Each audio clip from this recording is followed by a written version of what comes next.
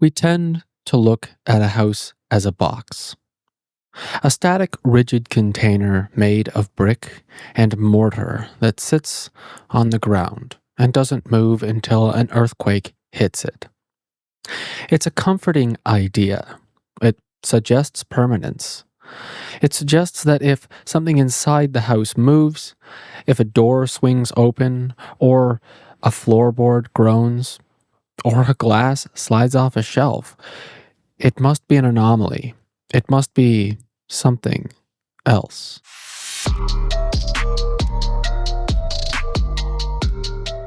But from the perspective of forensic engineering, this view is fundamentally flawed. A house is not a sculpture, it's a machine. More accurately, it's a dynamic, connected skeleton.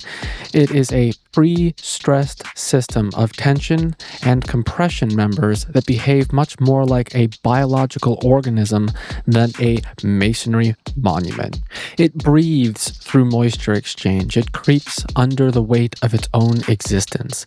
It shivers in resonance with the machinery inside it, and most importantly, it redistributes stress. When we analyze a haunted house, we're not looking for spirits, we're looking for load paths. We're looking for the physics of failure. Today, I want to dissect the anatomy of this skeleton. We're going to look at 4 specific pathologies: the lever, the creep, the resonance, and the tensegrity. We're going to trace how a rotten joist in the kitchen can cause a rafter to snap in the attic. The central concept here is the connected skeleton.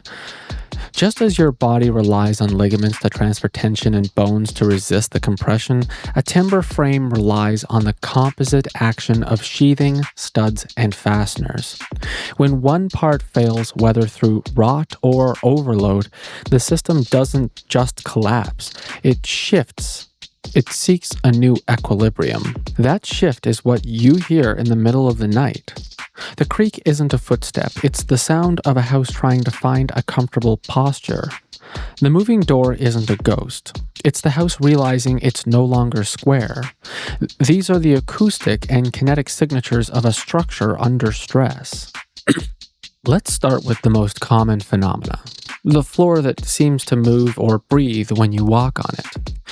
To understand this, we have to go back to the 1890s. In older homes, floor joists weren't cut into short pieces like they are today. They were often massive, continuous beams, 20 or 24 feet long, that spanned the entire width of the house, resting on central girder in the middle. The central girder acts as a fulcrum. It creates a seesaw effect. Normally, the ends of the joist are pinned down by the exterior walls. But what happens when one of those ends rots? The connection to the foundation is the house's primary defense against the weather. If moisture gets in, the wood rots. Brown rot fungi consume the cellulose, which provides tensile strength. The wood becomes brittle and crushes. Effectively, the joist detaches from the wall and it transforms from a bridge into a diving board, balanced only by that central girder. Now, you have a Class 1 lever. The central beam is the pivot. You walking in the living room are the effect. The rotten end in the kitchen is the load. It's simple torque equilibrium. If you weigh 200 pounds and you step on the living room side, you exert a downward force. And because the beam is rigid, that force translates across the fulcrum and pushes the kitchen floor up. We can actually calculate this. If the spans are roughly equal, a 200-pound person can generate 140 pounds of uplift force on the other side. That's enough to lift a subfloor. That's enough to lift a table. And this creates the walking floor. You walk in the parlor and the kitchen floor literally breathes. It rises and falls. Occupants report furniture rattling in empty rooms, but the most distinct sound is the squeak. The squeak is the sound of nails being pulled as the lever pushes the floor up. The nails are subject to withdrawal forces. They slide against the wood fibers. When you step off, gravity pulls the floor back down and the nails slide back. This constant cycling creates a stick-slip friction noise, a groan or a squeak. It's the sound of the skeleton's ligaments stretching.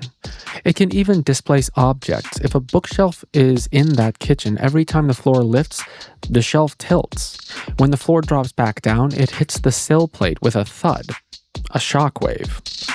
Objects on the shelf rattle. To you, it looks like a poltergeist just shook the shelf, but to a physicist, you stepped on a lever 20 feet away and the kinetic energy traveled through the bone of the house to shake the shelf. But what about when no one is moving? What about the house that groans at 3 a.m.? For that, we look at creep. Wood is a biological material. It's viscoelastic. That means that it has properties of both a solid and a fluid. Under a load, it doesn't just bend and stop.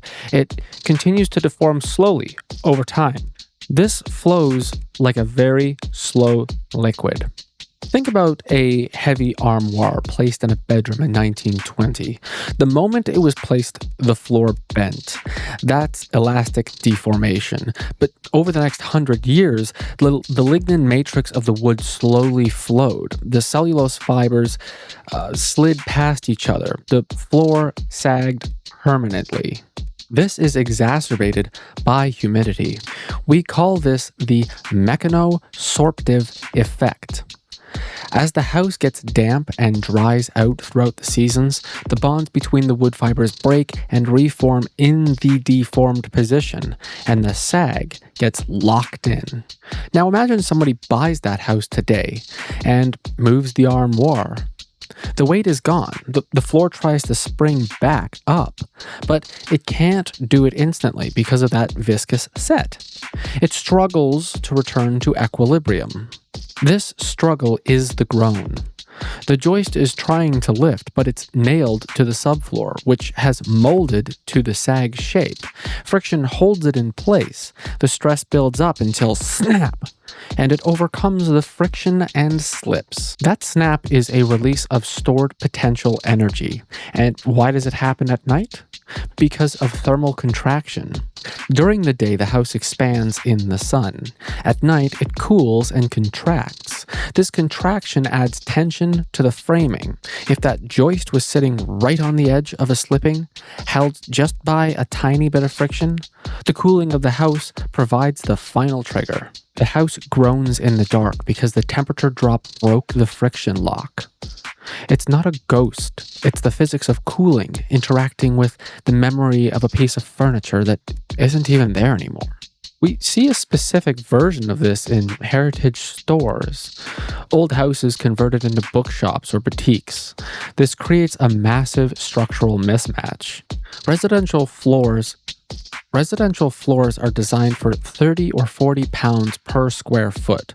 Commercial retail requires 100 pounds per square foot. You are overloading the skeleton of that house by 250%. The floor doesn't necessarily break, but it does bend. Excessive deflection.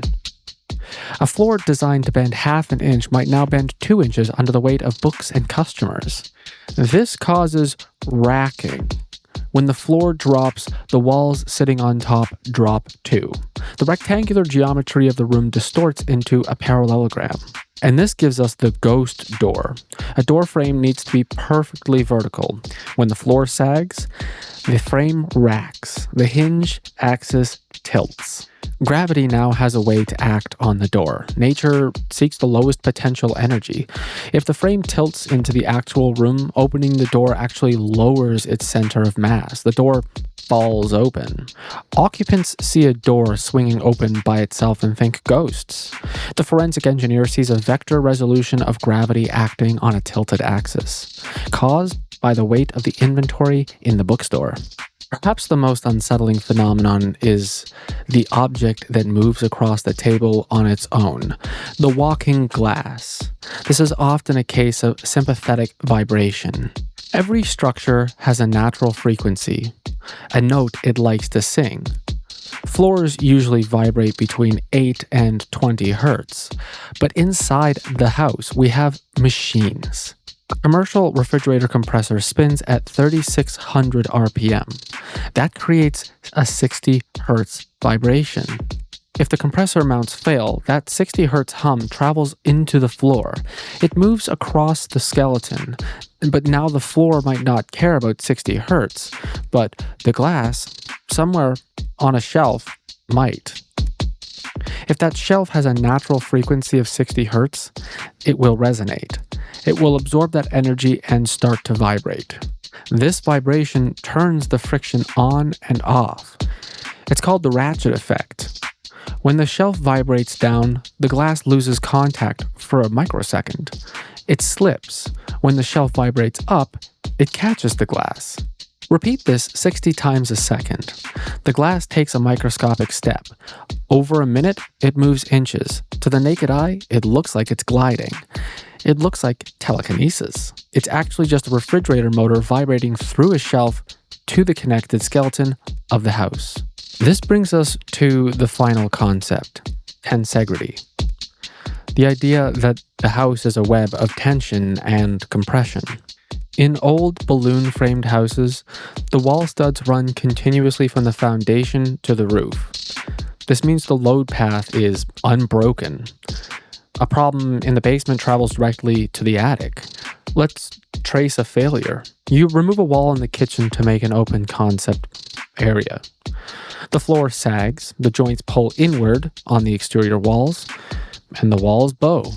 Because the studs are continuous, that bow travels up to the roof plate, the roof rafters spread apart, and suddenly a small collar tie in the attic, a finger holding the roof together, snaps under the tension. You hear a loud crack in the attic. You think there's a ghost in the attic. But the problem was created in the kitchen. The skeleton transferred the stress from the floor to the roof until something snapped. The house is a machine. When it speaks, through squeaks, groans, moving doors, or walking glasses, it's telling you that the load path is broken. The lever, the creep, the resonance. These aren't supernatural events. They are the movements of a structural symphony. And understanding them doesn't just help debunk the ghost. It helps us heal the house. We cracked the code, we broke the spell. Another myth debunked so well. Till next time, don't be deceived. Stay sharp, stay smart. Believe in what's believed. Truth wins out every time. Truth wins out every time.